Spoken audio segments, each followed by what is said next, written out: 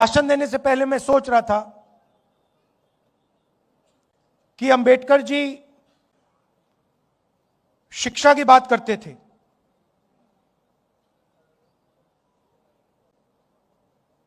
संगठित होने की बात करते थे, और जब कांशीराम रात में उत्तर प्रदेश में घूमते थे, वो पेन लिए घूमते थे और वो कहते थे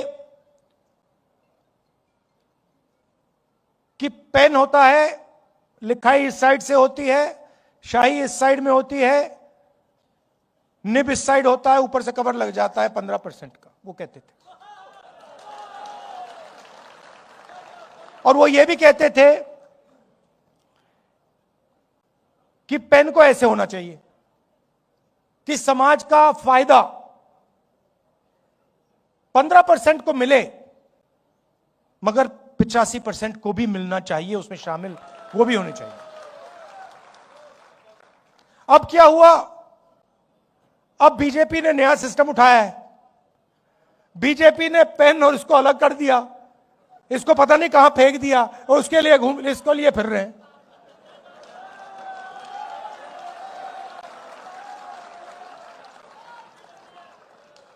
मतलब जो पहले रास्ता था जिस पे हम चल रहे थे और तेजी से चलना था, और उसमें कांग्रेस पार्टी की भी कमियां थी, इसीलिए कांशीराम जी सफल हुए। अगर कांग्रेस पार्टी अपना काम करती तो कांशीराम जी सक्सेस नहीं हो पाते। और मैंने किसी और से एक दिन कह दिया, पता नहीं सही कहा या गलत कहा, मगर अगर जवाहरलाल नेहरू जिंदा होते तो कांशीराम जी कांग्रेस के चीफ मिनिस्टर होते।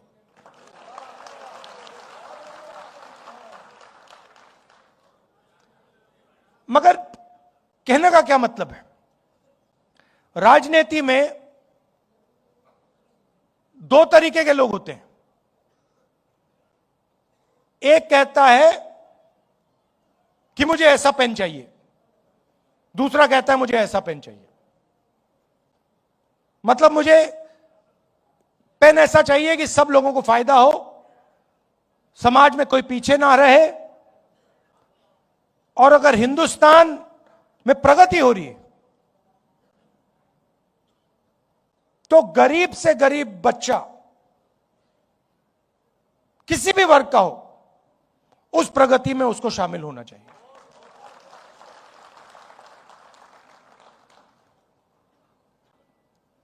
अगर हम हिंदुस्तान को आज देखें, हमारी संस्थाएं को आप देखिए, किसको भी चुन लीजिए, जुडिशरी चुननी है उसको चुन लीजिए,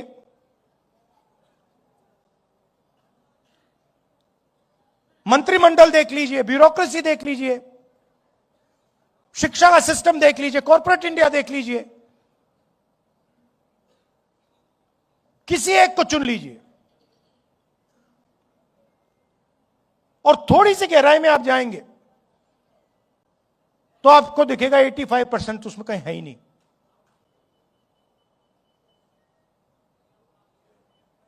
आप जाइए, आज घर जाएंगे आप,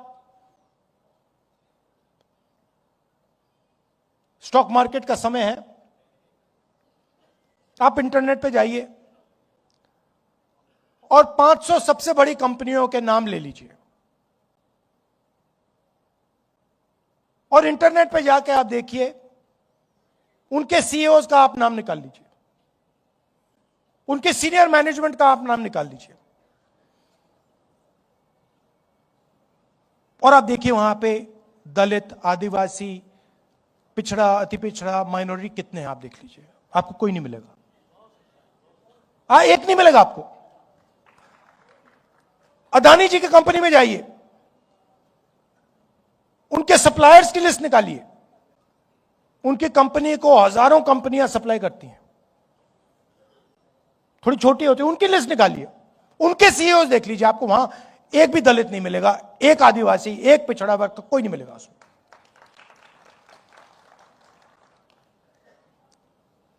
किसी भी प्राइवेट अस्पताल में चले जाइए,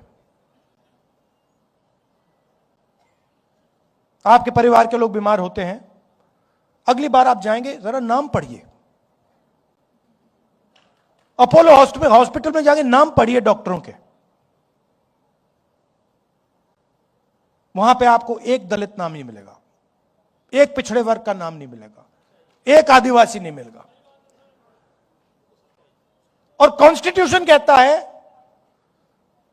कि यह देश सबका है, वन मैन वन वोट,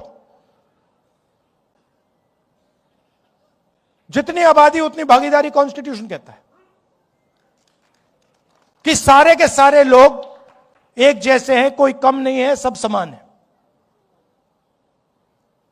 अच्छा, मनरेगा की लिस्ट निकालिए,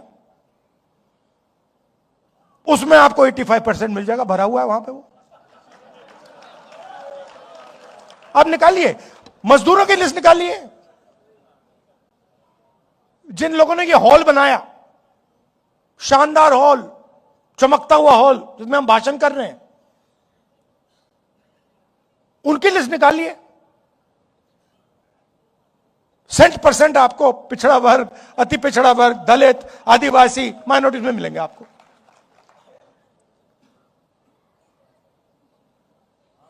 और उधर भी कॉन्ट्रैक्टर मिलेगा आपको।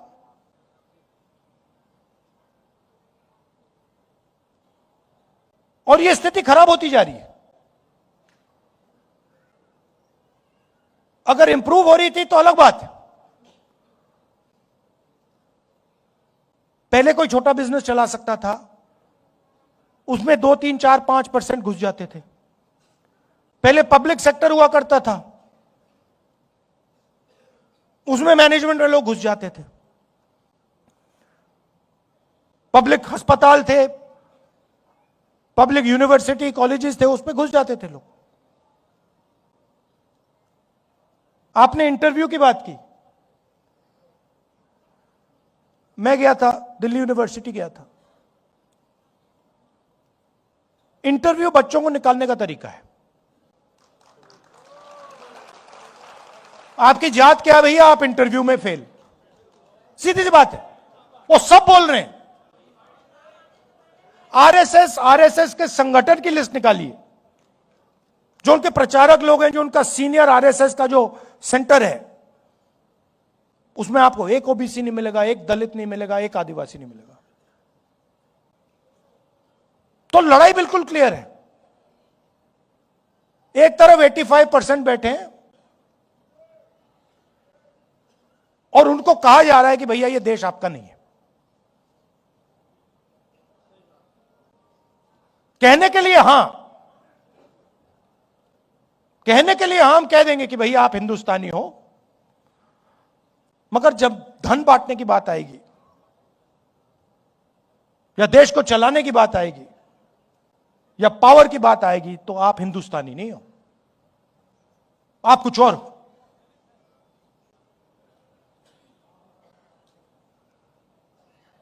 और यह संविधान के बिल्कुल खिलाफ है।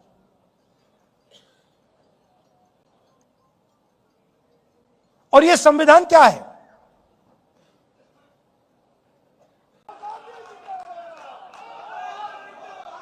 वो कुछ भी कह लें, नरेंद्र मोदी जी इस कॉन्स्टिट्यूशन की विचारधारा को नहीं मानते। और मैं आपको बताता हूं यह मैं किस बेसिस पे कह रहा हूं। आपने अंबेडकर जी की बात कही, कांशीराम जी की बात कही, और आपने कहा वो सूखी रोटी खाते थे, कहा आपने गौतम जी।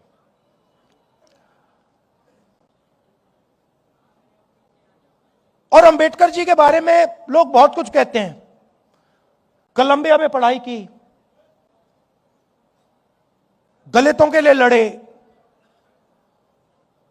इंटेलेक्चुअल थे, दलितों की लड़ाई लड़े, पूरी जिंदगी समाज के लिए दे दी। मगर मेन बात क्या है? मेन बात है कि वो कॉम्प्रोमाइज नहीं हुए। बाकी सब का कोई मतलब ही नहीं है। अगर कांशीराम जी कॉम्प्रोमाइज हो जाते, अगर वो अपने विचारों पर कॉम्प्रोमाइज कर जाते, अगर अंबेडकर जी कॉम्प्रोमाइज कर जाते, तो उनकी फोटो यहां कभी नहीं लगती। वो अगर अंबेडकर जी दुनिया के सबसे बड़े विद्वान होते, कोलंबिया से डिग्री लेके आ जाते, 24 घंटा दलितों के बारे में बात करते, आधी रोटी भी खा लेते, मगर अगर कॉम्प्रोमाइज हो जाते तो वो अंबेडकर जी नहीं होते।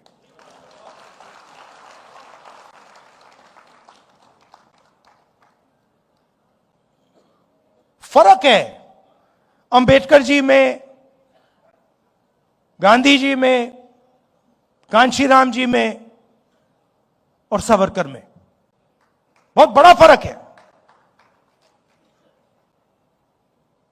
गांधी जी 10-15 साल जेल गए, कॉम्प्रोमाइज नहीं किया। अंबेडकर जी पूरी जिंदगी दे दी, कॉम्प्रोमाइज नहीं किया। कांशीराम जी ने क्या कॉम्प्रोमाइज किया किसी से? सवाल नहीं उठता, कर ही नहीं सकते। करना भी चाहते तब भी नहीं कर पाते हो, क्योंकि इतनी गहराई से बात उनके दिल में थी कि वो कर ही नहीं सकते।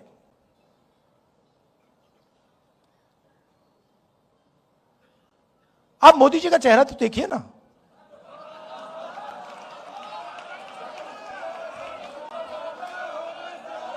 जरा देखिए।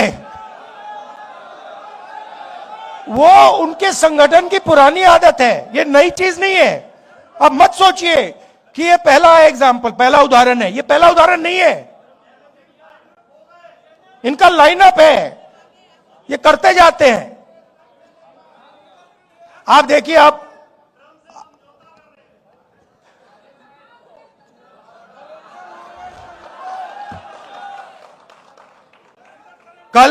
कल मैं पार्लियामेंट में मैंने मतलब एप्स्टीन शब्द बोला और स्पीकर साहब ने कहा नहीं नहीं नहीं नहीं नहीं नहीं नहीं नहीं नहीं। मैंने कहा कि देखिए मामला एनर्जी सिक्योरिटी का है। मामला एनर्जी सिक्योरिटी का है। मामला यह है कि गैस सिलेंडर नहीं मिल रहा, हमारी एनर्जी सिक्योरिटी कॉम्प्रोमाइज कर दी गई है। आज अमेरिका कहेगा कि अगर हम रूस से गैस तेल खरीद सकते हैं, अमेरिका कहेगा अगर हम ईरान से, इराक से, किसी और से खरीद सकते हैं, मतलब एनर्जी सिक्योरिटी कॉम्प्रोमाइज हो गई। उसके बाद मैंने बोला क्यों हुई, और मैंने कहा ये जो हरदीप पुरी बैठा है, ये जिसको आपने ऑयल मिनिस्टर बनाया, ब्यूरोक्रेसी से उठा के ऑयल मिनिस्टर बना दिया, ये पहला कॉम्प्रोमाइज है। इसका तो नाम उधर एप्स्टीन फाइल में है, तो उसका दोस्त है।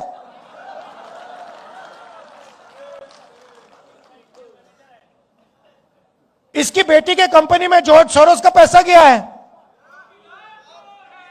तो जैसे ही मैंने कॉम्प्रोमाइज शब्द का प्रयोग किया, स्पीकर कहते नहीं भैया नहीं, कॉम्प्रोमाइज सब नहीं बोल सकते।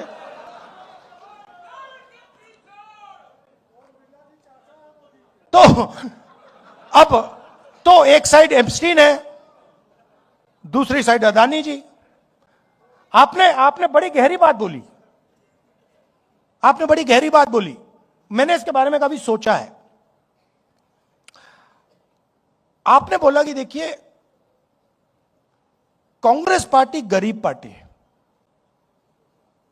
और कांग्रेस के जो बड़े बड़े नेता हैं वो अमीर हैं।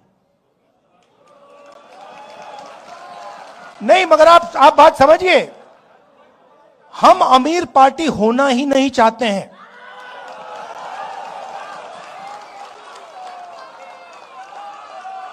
ये कांग्रेस पार्टी का डिजाइन गांधी जी के टाइम से यही है भैया।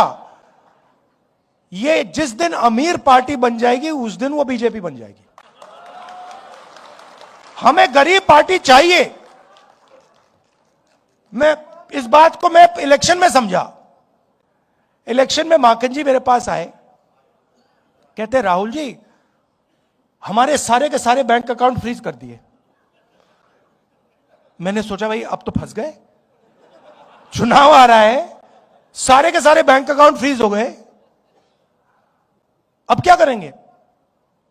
कांग्रेस पार्टी पे कोई रुकावट नहीं आई, वो चलती गई, कोई फर्क नहीं पड़ा। देखिए ये है विचारधारा की पार्टी, और इसको ये बीजेपी वाले नहीं हरा सकते हैं, सवाल नहीं उठता। अगर ये अपनी पटरी पे चलेगी, अगर ये गांधी जी की पटरी पे चलेगी, अंबेडकर जी की पटरी पे चलेगी, इसको कोई नहीं हरा सकता। ज्योतिबाई फुले की पटरी पे किसको कोई नहीं हरा सकता। अगर कमी है तो हम में, यह सबसे पहले समझना होगा।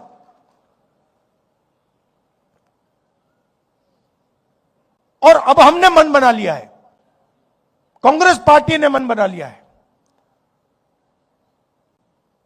कि जाति जनगणना होगा और दलितों को, पिछड़ों को, आदिवासियों को, अति पिछड़ों को, माइनॉरिटीज को हिंदुस्तान के पावर स्ट्रक्चर में जगह मिलेगी। और ये कुछ भी कह दे, कुछ भी कर दे, मैं इस बात को छोड़ने वाला नहीं हूं। और अब मामला बड़ा आसान हो गया है। मामला क्यों आसान हुआ? क्योंकि उनका जो आदमी है वो कॉम्प्रोमाइज है, उसको पकड़ लिया हमने। अभी आपको पता नहीं लग रहा, मगर हमने उसको पकड़ लिया है।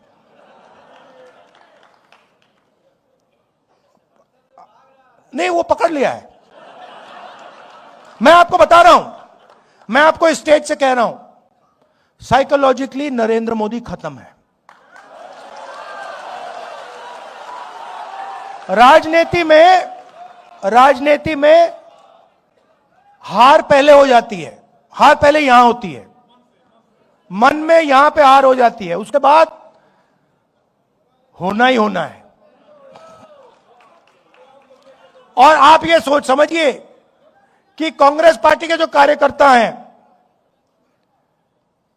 और जो हमारे दलित भाई हैं, आदिवासी भाई हैं, पिछड़े वर्ग के भाई हैं, जिन्होंने प्रेशर बनाया,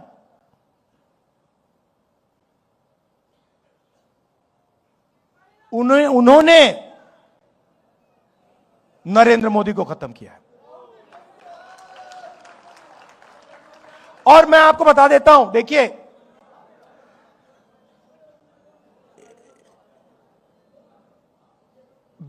जो आपने बोला ना